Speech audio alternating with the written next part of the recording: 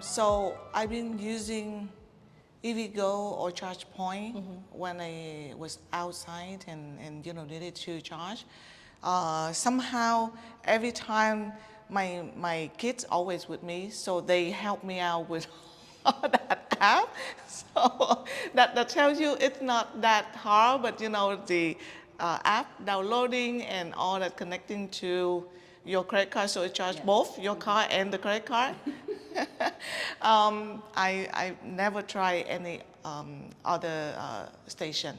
So like I said, I try to charge at home, minimize the trip outside so that I don't have to use the, any of the charging station. Remember there's one time that you would share with us the trip to San Diego, Yeah.